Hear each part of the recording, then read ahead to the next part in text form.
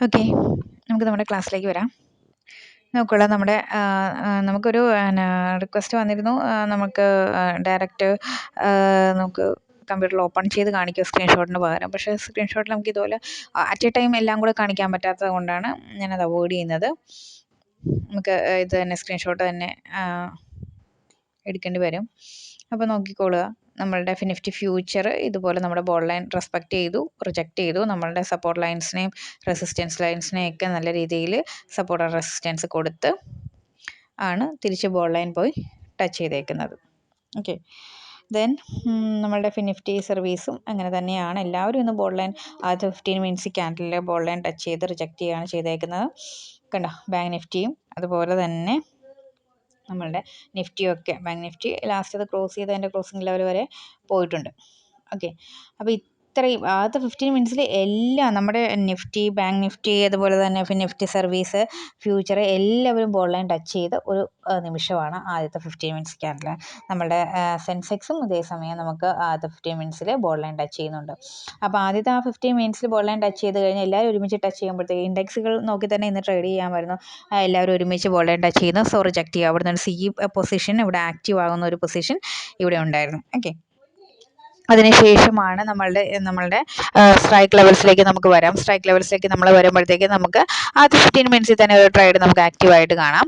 നോക്കിക്കോളൂ, ബാങ്ക് നിഫ്റ്റിയുടെ strike level നമ്മൾ നോക്കുമ്പോഴത്തേക്ക് 2 സി പൊസിഷൻസ് ഉണ്ടല്ലോ. 2 സി പൊസിഷനിലെ ആണെങ്കിലും ആദ്യ സി ബോൾ ലൈനിൽ നിന്ന് റിജക്ട് ചെയ്ത് ഫസ്റ്റ് ലെവലിൽ വന്ന് എൻഡ് ചെയ്തിട്ടുണ്ട്. അതേസമയം അടുത്ത സി പൊസിഷനും ബാങ്ക് നിഫ്റ്റിയുടെ അടുത്ത വീക്കെൻഡും മന്ത് എൻഡും തന്നിരുന്നത് നമ്മുടെ ഫസ്റ്റ് ലെവലിൽ തന്നെ നിൽക്കണം കേട്ടോ. രണ്ടും സി പൊസിഷൻസ് രണ്ടും ഫസ്റ്റ് ലെവലിൽ നിൽക്കുകയാണ്. അങ്ങനെയാകുമ്പോൾ പി പൊസിഷൻസ് രണ്ടും ഫസ്റ്റ് ലെവലിൽ തന്നെ വരണം. അതാണല്ലോ നമ്മളുടെ സ്ട്രാറ്റജി എന്ന് പറയുന്നത്. രണ്ടും അതിലേക്ക് വരണമെങ്കിലും വരണം.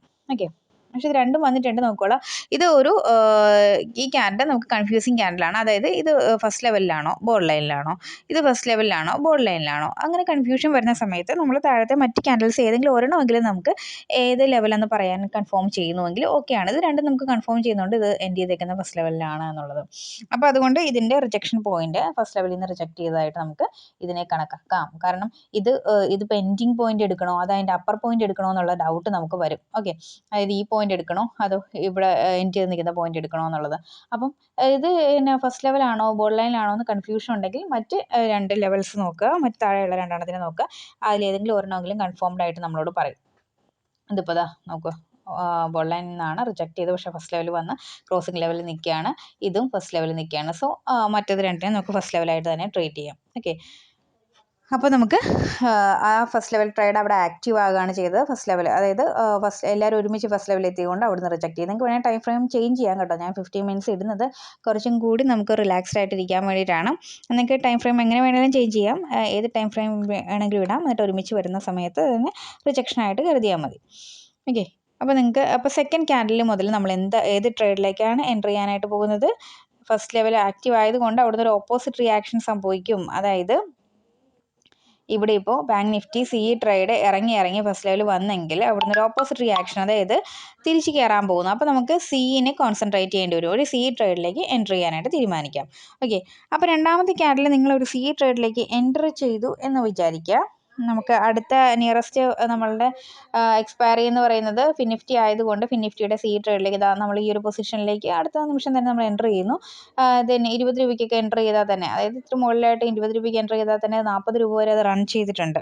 ഓക്കെ, നമുക്ക് എത്രയൊന്നും വേണ്ട, നമ്മളൊരു 10 അല്ലെങ്കിൽ 25% ഒക്കെ റിട്ടേൺ ആവുമ്പോൾ എക്സിറ്റ് ചെയ്യാം.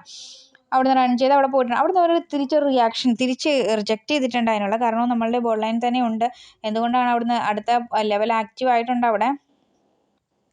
ഇതാ നോക്കുക, ഇത് ബോൾ ലൈനിൽ പോയി ടച്ച് ചെയ്തിട്ടുണ്ട്. പക്ഷേ എന്നാൽ ബോൾ ലൈനിൽ നിന്ന് കുറച്ച് ക്രോസ് ചെയ്ത് മുകളിലേക്ക് പോയിട്ടുണ്ട്.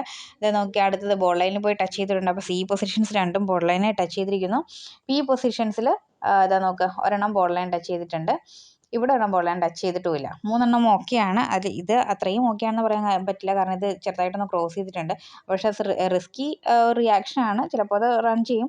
സോ അത് റിയാക്ട് ചെയ്തിട്ടുണ്ട് തിരിച്ച്. അത് 3 ഒരുമിച്ച് വന്നതുകൊണ്ട് തിരിച്ചൊരു ഓപ്പോസിറ്റ് റിയാക്ഷൻ വന്നിട്ടുണ്ട്. ആ ഒരു റിയാക്ഷൻ ആണ് നമ്മളുടെ ഈ ഒരു സ്ട്രൈക്കുകളിൽ കാണുന്നത്. നിയറസ്റ്റ് എക്സ്പയറി ഒക്കെ ആകുമ്പോഴത്തേക്കും നല്ല രീതിയിൽ അത് റിയാക്ട് ചെയ്യാൻ കണ്ട തിരിച്ച് അതേ പോയിന്റിൽ തിരിച്ചു പോയിട്ടുണ്ട്. നമ്മൾ ഇവിടെ നിന്നാണോ ട്രേഡ് എടുത്തത് അതേ പോയിന്റിലേക്ക് അത്രയും തിരിച്ചു പോയിട്ടുണ്ട്. ഓക്കെ, അത് കഴിഞ്ഞാണ് അത് വീണ്ടും റൺ ചെയ്യാൻ തുടങ്ങിയിരിക്കുന്നത്. വീണ്ടും അവിടെ നിന്ന് റണ്ണിങ് പോയിന്റ് നമുക്ക് കിട്ടില്ല, കാരണം ഇത് ഫസ്റ്റ് ലെവൽ, ഇതൊന്നും ഫസ്റ്റ് ലെവൽ എത്തിയിട്ടുമില്ല. സോ വീണ്ടും അവിടെ ഒരു നമുക്ക് എൻട്രി പോയിന്റ് കിട്ടില്ല. അത് റൺ ചെയ്ത് മറ്റേതെങ്കിലും സ്ട്രൈക്കുകളിൽ അങ്ങനെ ഒരു റണ്ണിങ് പോയിന്റ് ഉണ്ടാകുന്നത് അത് അവിടെ റൺ ചെയ്യുന്നത്. ദെൻ അങ്ങനെ നമുക്ക് റൺ ചെയ്ത് പോയി. പിന്നെ ബാങ്ക് നിഫ്റ്റി നോക്കിയിട്ട് നമുക്ക് അടുത്തൊരു പോയിന്റ് ഒന്നും ആക്റ്റീവായിട്ട് നമുക്ക് പറയാനായിട്ട് പറ്റത്തില്ല. എവിടെയും നമുക്ക് ഒരുമിച്ചൊരു പോയിന്റ് വന്നിട്ടില്ല.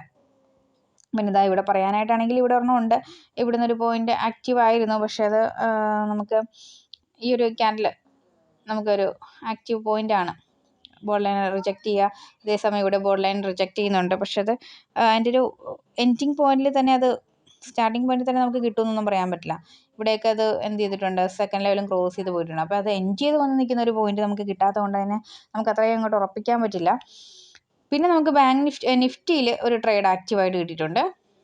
ഇതാ പി ട്രേഡ് ആക്റ്റീവായിട്ട് കിട്ടിയിട്ടുണ്ട്. അത് എത്രാമത്തെ ക്യാൻഡിലാന്ന് നോക്കിയേ, 1 2 3 4 5 6 7 സെവൻത് ക്യാൻഡിൽ നമുക്ക് ഇവിടെ നോക്കിയപ്പോഴത്തേക്കും ഇടിഞ്ഞ് അത് പി ഇടിഞ്ഞ് ബോൾ ലൈനെ ടച്ച് ചെയ്ത് റിജക്റ്റ് ചെയ്യുകയാണ്. ഓക്കെ, അപ്പോൾ ഒരു ബോൾ ലൈൻ ട്രേഡ് അവിടെ ആക്റ്റീവ് ആണ് സെവൻത് ക്യാൻഡിൽ. ഇപ്പുറത്തെ പി നോക്കുമ്പോഴും അത് വന്ന് ബോൾ ലൈൻ ടച്ച് ചെയ്ത് നിൽപ്പുണ്ട്. അടുത്ത പി ക്യാൻഡിൽ നമുക്ക് ബോൾ ലൈൻ ആണോ അല്ലയോ എന്നോ ഉറപ്പിക്കാൻ പറ്റാത്ത രീതിയിൽ, അങ്ങനെ അത് ബോർഡ് ലൈൻ ആണെന്ന് കരുതാം, ഫസ്റ്റ് ലെവലാണെന്ന് കരുതാം, സെക്കൻഡ് ലെവലാണെന്ന് കരുതാം. അങ്ങനെ ഒരു പോയിന്റിലാണ് അത് വന്ന് എൻഡ് ചെയ്ത് നിൽക്കുന്നത്. അടുത്തതിലേക്ക് നമുക്ക് നോക്കാം.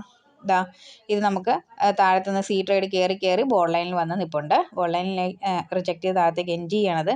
അടുത്ത ട്രേഡും അതുപോലെ തന്നെ, അടുത്ത ഗ്രാഫുകൾ അതുപോലെ തന്നെ ബോർഡ് ലൈനെ ടച്ച് ചെയ്ത് റിജക്റ്റ് ചെയ്യുന്നുണ്ട്. ഓക്കെ, അപ്പോൾ അത് ഓക്കെ ആയിട്ടുള്ളൊരു പൊസിഷനായിരുന്നു. അവിടെ നമുക്കൊരു പി ട്രേഡ് പ്രതീക്ഷിക്കാം. ഏഴാമത്തെ ക്യാൻഡിൽ ഒരു പി ട്രേഡ് പ്രതീക്ഷിക്കാനും പറ്റുന്ന ഒരു ട്രേഡായിരുന്നു നിഫ്റ്റിയിൽ ഓപ്പണായി കിട്ടിയത്. സോ അതേസമയം നമുക്കൊരു പി ട്രേഡിലേക്ക് എൻ്റർ ചെയ്താൽ കണ്ടത് ഈ ഒരു പോയിന്റിലാണ് നമുക്ക് പി ട്രേഡ് കിട്ടുക, ഏഴാമത്തെ ക്യാൻഡിൽ. അപ്പോൾ നമ്മൾ തൊട്ട് എട്ടാമത്തെ ക്യാൻഡിലേക്ക് എൻട്രി എടുക്കുക. അതായത് ഈ ഒരു ക്യാൻഡിൽ, ഈ ഒരു റെഡ് ക്യാൻഡിൽ നമ്മൾ എൻട്രി എടുക്കും. ഞാൻ കുറച്ചും കൂടെ സൂം ചെയ്ത് കാണിച്ചു തരാം. ഈ ഒരു റെഡ് ക്യാൻഡിലാകുമ്പോൾ അതാണ് സെവൻത് ക്യാൻഡിൽ. ഇവിടെ നമ്മൾ ഓപ്പർച്യൂണിറ്റി കാണുന്നു, തൊട്ടടുത്ത ക്യാൻഡിലേക്ക് നമ്മൾ എൻട്രി എടുക്കുന്നു. ആ എൻട്രി പോകുന്നത് കണ്ടോ, തൊട്ട് അടുത്ത ക്യാൻഡിൽ അല്ലെങ്കിൽ അതിൻ്റെ തൊട്ടടുത്ത ക്യാൻഡിൽ തന്നെ നമുക്ക് നല്ല രീതിയിൽ പ്രോഫിറ്റ് ബുക്ക് ചെയ്യാം. ഒരു 40 ഒക്കെ എടുത്തിരുന്നേ തന്നെ ഇത് കണ്ടോ പോയിട്ടുണ്ട്. ഒരു 80 വരെയൊക്കെ ഇത്, 80 അല്ല ഒരു 90 വരെയൊക്കെ ഇത് പോയിട്ടുണ്ട്. ഓക്കെ, 100% എബോവ് റിട്ടേണൊക്കെ അത് കൊടുത്തിട്ടുണ്ട്. നമുക്ക് ഈ ഒരു ക്യാൻഡിൽ തന്നെ നമ്മളൊരു പ്രോഫിറ്റ് നമുക്ക് ബുക്ക് ചെയ്ത് ഇറങ്ങാനായിട്ട് പറ്റുന്ന ഒരു ക്യാൻഡിൽ തന്നെയാണ്. അപ്പം നല്ല രീതിയിൽ 2 ട്രേഡ് ഇന്ന് ആക്റ്റീവായിട്ട് കിട്ടിയിട്ടുണ്ട്. ഞാൻ ഒരാഴ്ച കൂടി ഞാൻ ലൈവ് ട്രേഡിലില്ല, അതിനുശേഷം എന്തായാലും ലൈവ് ട്രേഡിലേക്ക് തിരിച്ചു വരുന്നതാണ്. നമുക്ക് അപ്പോൾ ഇന്നത്തെ 2 ട്രേഡുകൾ നിങ്ങൾക്ക് മനസ്സിലായി എന്ന് വിശ്വസിക്കുന്നു. ദെൻ നെക്സ്റ്റ് നമുക്ക് അടുത്ത ദിവസം കാണാം.